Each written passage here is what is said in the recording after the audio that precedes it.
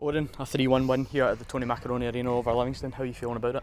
Yeah, we're delighted. Obviously coming into the split, we know the magnitude and the importance of these games, and I think the way we've gone about it today, we've been tested right to the limit in relation to going a goal behind, and I think the overall performance and character of the players was fantastic. A bit of a reverse from the last time we came here. We went a goal ahead and we ended up losing 3-1. Today we've gone the goal behind, but we found the character to go on and get the win. Yeah, we're a different group, a hugely different group. It'd be interesting to know how many players played here in December, I suppose, compared to what was out there today, but it's tough at this stage of the season in relation to, and it's trying to manage, I suppose, the expectation and the pressure of the games, but also play with a degree of freedom, and particularly to go behind today for our lads. I thought the way they answered everything that was put to them today was fantastic, and real credit to them. And this is a really tough place to come. I don't know if people will appreciate the record Livingston actually have here. They've won 10 of their league games here this season. To come here and win 3-1 quite comfortably must be really pleasing. Yeah, it's obviously, and we know how good their home form has been, and obviously there's a sending off. They go down to 10 men for a big part of it, which helps as well. But I've seen it so many times before that you don't make the extra man count, and I thought we struggled to maybe figure it out towards half time. I think we got in at half time and sorted it out, and I thought in the second half we started to move the ball a lot better and make it count, and we had to be patient. It wasn't one of those where we could keep throwing at it, but it was a great strike from Danny to get the goal to go ahead, and to score the second one quickly from Simeon after that was great, and it was nice to be able to have that cushion. Well, there was great scenes in amongst the fans, and I know the players would have been delighted with the win today. How much do you have to temper that as well, given it's still 4 games to go, and say it's only still 3 points? A bit of both, and it is only 3 points, but in the same stage, and we'll never get carried away, and I won't allow them to get carried away with that aspect of it.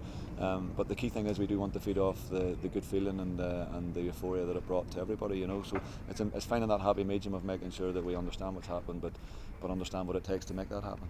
You talk about kind of changes you made at half time and kind of how we struggled up until half time. Gary McKenzie came off. Was that a tactical one, or was he feeling it maybe a wee bit? No, it was probably more tactical, and probably Gary's played less games than the other two, so you hedge your bets on a hot day like that and say which of the 3 are going to last the game. So it was no detriment to how Gary was playing. It was more tactical. Just they had only 1 up, we had 3 back, so it made sense to put another attacking player on.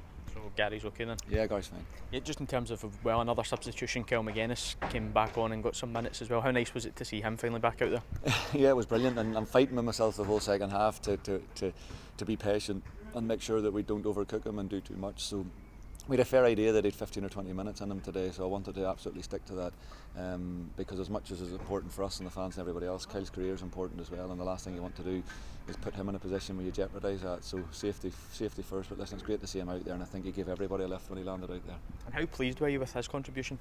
Very pleased, as I say. I just think even his presence about the place, and it shows you at a young age how well he's thought of by fans and the group and staff and everybody about it. So to see him back out there, such a lift going into these final games.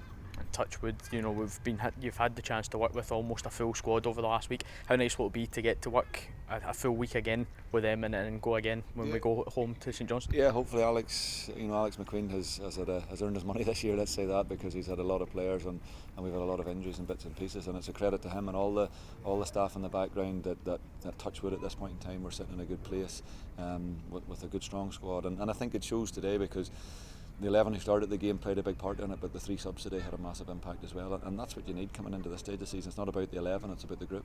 How much are you looking forward to that game against St Johnstone next week?